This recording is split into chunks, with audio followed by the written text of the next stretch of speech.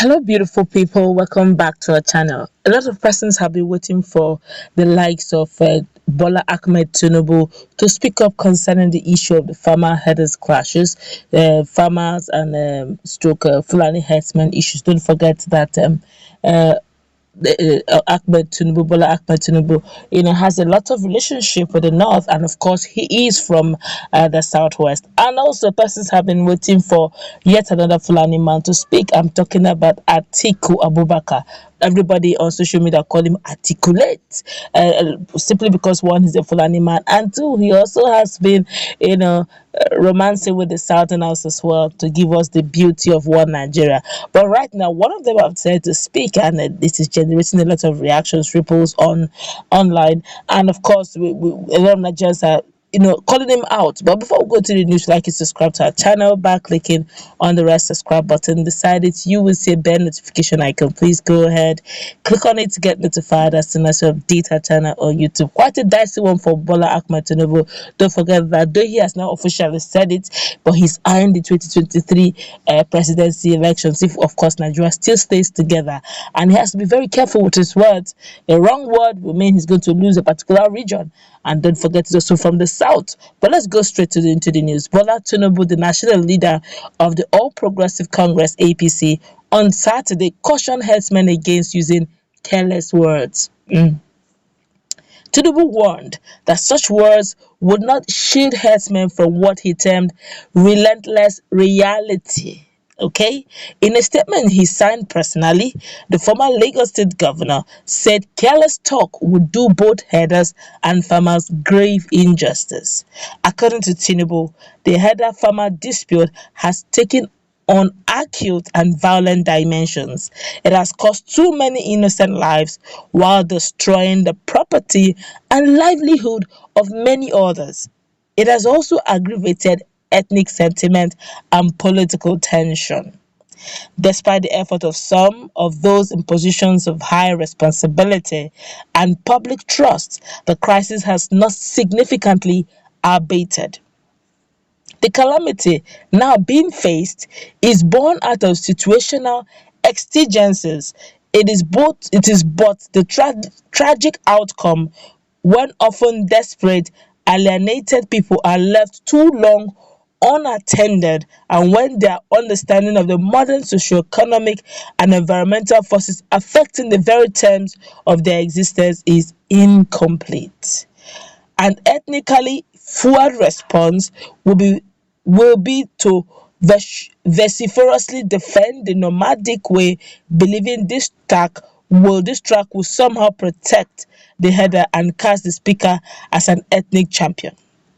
However, careless words cannot shield the header from relentless realities. Such talk will only delude him into believing that he can somehow escape the inevitable.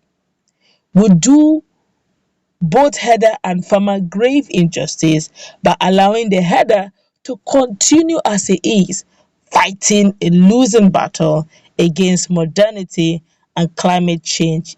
In that fight, desperation causes him to fail and fight the farmer, who too is a victim of these impersonal forces.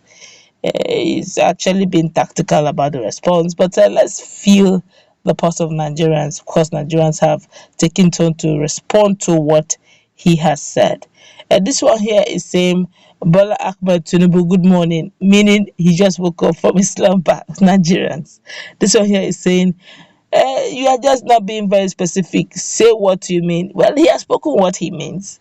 This one here is saying, Bola, finally you are talking, but say it the way it is. The Fulanis are actually looking for trouble. Okay, but okay, all right. That's about enough. We're going to take on comments, but let's look at this critically. It took him like ages, okay, to respond.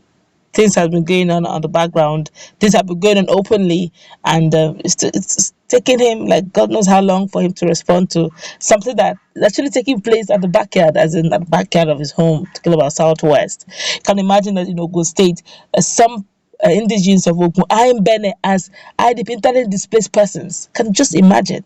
They have to run away from their homes simply because headers, former Fulani herdsmen have decided to take the fight back to them. Of course, one Seriki Fulani in Ogun State said that they too are counting their losses, that they have lost about 100 of their members and 100 of their Fulanis, and of course they have lost count several others of their cows, and hence that's why they are retaliating. So you now find out that does it have to take lives and lives? I keep saying this always, that justice, when it is not quickly dispersed, it encourages criminality. When this started, why didn't the people at the helms of affair cut it off, condemn it in strong terms, and do something about it? We are used to, in this Nigeria, we condemn in strong terms. In vocal words, you just hear words, it's just vocal. We don't get to see actions, and it's very wrong.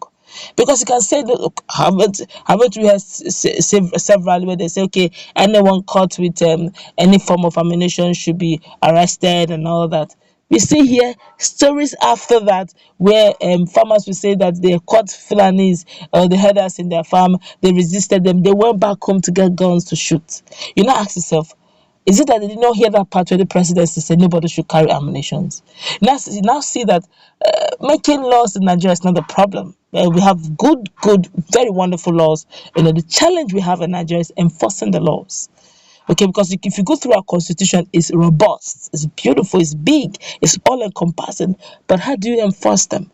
Just as some persons have decided to be very mischievous, to pick a part of the law and enforce it and leave the other part, making it look as if the law is not complete.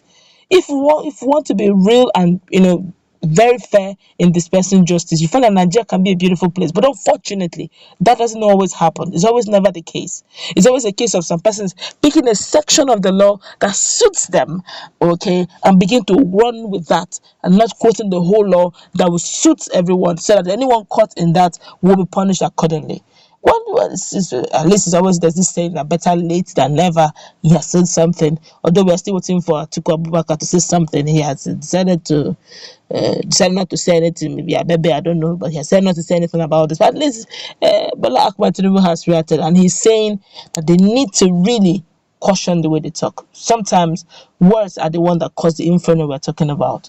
Being careless with words. It's not as if others don't know how to be careless with the words, but for the sake of peace and for the sake of humanity, for the sake of oneness, other tribes have decided to, keep quiet and allow peace to reign. It doesn't mean that one tribe has the monopoly of some of these things. Other tribes have it in quantum, but for peace sake, they decided to let it low. But going forward, we should actually caution the way we talk. What Bola Ahmed Tinubu have spoken, but I feel it's just a bit lightweighted, but at least he said something. Let's put in that comment section. What do you think he said? Do you think what he said is weighty enough to show the gravity of what the Fulani herdsmen have done to the southwest? Or I think it's just also playing to the gallery, also trying to protect his political career.